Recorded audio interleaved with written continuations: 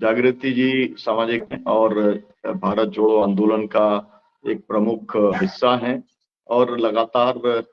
सक्रिय हैं। तो मैं उनसे जानना चाहूंगा कि ये जो कांग्रेस और सपा का गठबंधन हुआ है, इसका किस तरीके का असर आप देखते हैं। पिछली बार प्रियंका जी भी उत्तर प्रदेश के अंदर बहुत सक्रिय रही थी, इस बार भी अभी वो न्याय यात्रा के अंदर वो शामिल रही हैं। किस तरीके का असर आपको दिखलाई पड़ता है।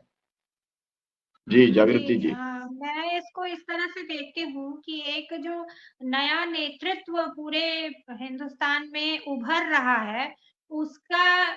उसकी एकजुटता के तौर पर देखती हूँ। एक तरफ पुराने थके-थकाए लोग हैं और दूसरी तरफ तेजस्वी यादव, अखिलेश यादव, राहुल जी, प्रियंका जी और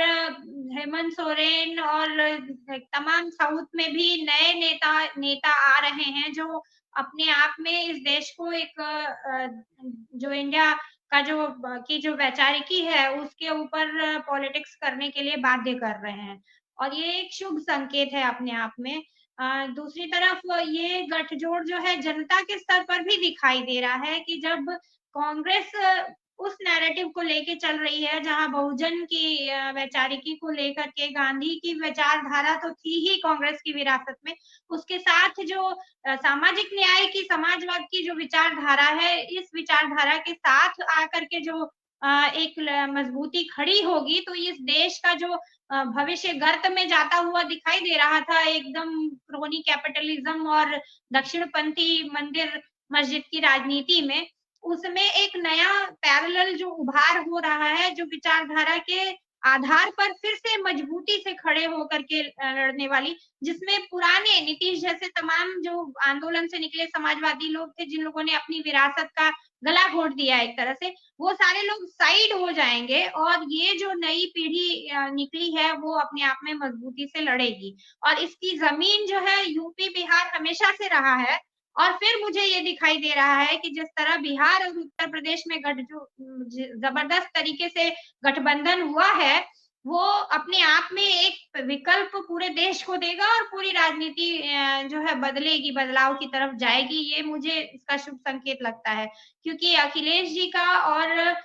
राहुल जी का, प्रियंका जी का या और जो पल्लवी पटेल भी उसमें शामिल कर सकती हूँ महिला के तौर पर और भी जो भी मजबूत इस तरह के लोग हैं, मैं तो चाहूंगी कि और भी दलित नेतृत्व में भी जो उभरता हुआ नेतृत्व है उनको भी साथ लिया जाए, जो भी पार्टियां हैं।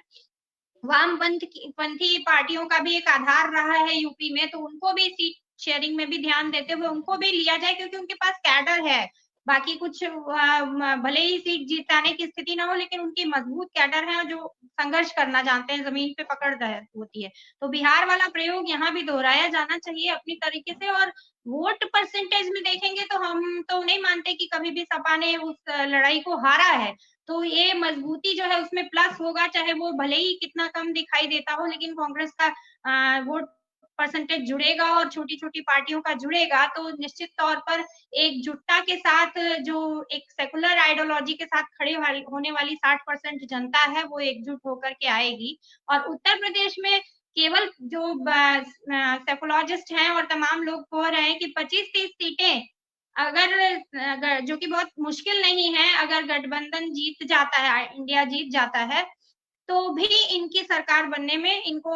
पसीने छूट जाएंगे, नहीं बनेगी। और दूसरा एक बहुत मजेदार नैरेटिव ये भी है कि उत्तर प्रदेश में जो पूरी तरह से जो बेरोजगारी का आंदोलन, ईवीएम का आंदोलन इस तरह से और पश्चिमी यूपी में किसान आंदोलन भी जिस तरह से खड़ा हुआ है, उसका प्रभाव भी पड़ेगा तो निश्चित तौर पर वो चीजें पक्ष में इंडिया गठबंधन के जाते हुए मैं देख रही हूँ। एक एक और मजेदार बात है कि उत्तर प्रदेश में जो योगी जी की सरकार है वो मानी जाती है कास्ट की जो पॉलिटिक्स है उससे कहूँ तो राजपूत लॉबी जो है मजबूती से खड़ी रहती है, लेकिन आज की डेट में उन्हें ये खतरा लगता है कि जिस तरह का कंट्राडिक्शन बीजेपी के अंदर उभर रहा है उसमें राजनाथ सिंह हो या योगी आदित्यनाथ हो, उन लोगों को साइड किया गया है बिल्कुल से केंद्र के द्वारा। तो इनका भी कंट्राडिक्शन है कि मुझे नहीं लगता कि ये यूपी में चाहेंगे कि यहाँ से इतनी बड़ी तादाद में इनको सीटें मिले और फिर ये 300 और जो 400 पार जाने की बात कर रहे हैं वहां तक जाएं, क्योंकि अगर वो मजबूत होंगे तो यहाँ उत्तर प्रदेश का नेतृत्व खतरे में पड़ेगा और जो ये लॉबी है पूरी सवर्ण लॉबी में भी जो कहा जाता है 99% जो है बीजेपी के साथ जाती है, वो भी